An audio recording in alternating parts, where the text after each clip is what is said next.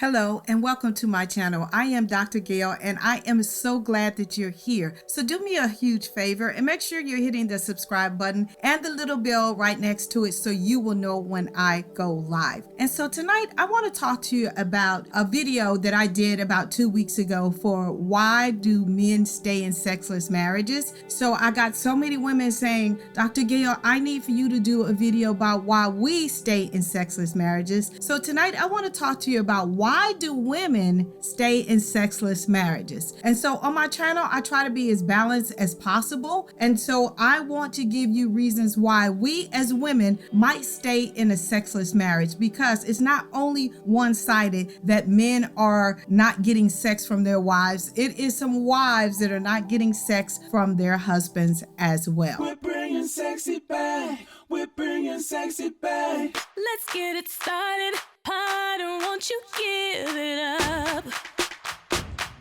So the number one reason why women stay in sexless marriages is fear of financial devastation. Yes, I know that it is so many women that go out and make it happen for their families right along with their husbands. And, you know, statistics say that now us women are as educated and are making just as much money as our husbands. But again, you know, two together makes more than just one. So a lot of times women stay in sexless marriages because of financial devastation is the number one reason why they stay in the marriage. Okay. Number two is fear of being alone because you have reached such a certain age in life, right? And you feel that you might not be able to find another partner. Yes, there is some women that feel that because they have reached a certain age that their pool of men and men that would be interested in them has decreased and diminished, because truth be told, more men have an opportunity to go after a younger woman than a older woman going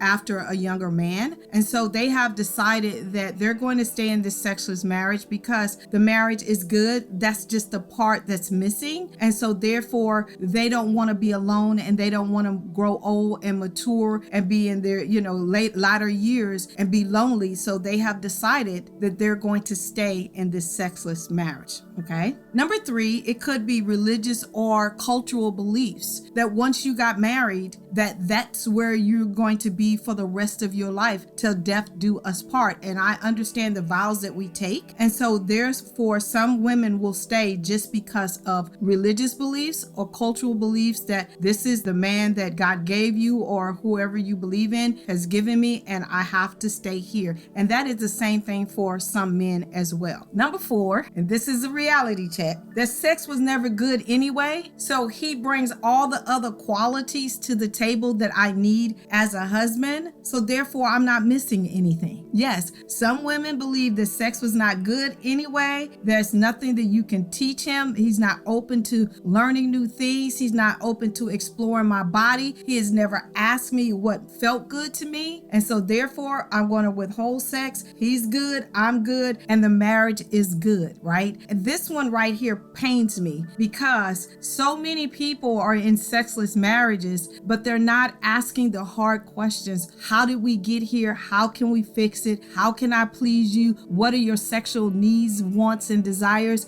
And so that's the reason why I got into this space, because I wanted people to really win when it comes to sex, because sex is a learned behavior. Yes, it's something natural, but you can learn to do better. You can learn to please one another. You can learn to meet each other's sexual needs, wants, and desires, because I believe when God put you together, he gave you everything that you need to meet each other's desires, needs, and wants, and those kind of things. But again, I'm not going to get off on my soapbox, but again, if sex is not good, it's a root cause of it's not being good, and you need to quit taking each other for granted and ask the hard questions and try to meet that person's needs. Okay. Number five, her husband has medical issues like erectile dysfunction or some other medical issues, and she feels that she is his caretaker and she's not going to leave him when he's down, right? And that is admirable. And so many women have taken on that role as the caretaker, and that I'm going to be there until he goes on to glory or I go on to glory. And that's the way it's going to be. And again, we took our vows in sickness and in health. And if that is the issue, then it's admirable. And that's the reason why she stays, because she made that commitment and she wants to live out her vows. Okay. And number 6, she doesn't want to interrupt the family structure. She could have came from a broken home and never seen a mother and a father live in a space and raise their children. And so therefore she does not want to break up the family structure. So therefore she stays, right? Because again, sex is just one issue to her. And most women don't put sex as a priority like men do. I'm not saying all women, so don't come for me, but I'm just saying when you talk to men, sex and intimacy is in the top 5 of what he needs out of his woman. And when you talk to women, it is not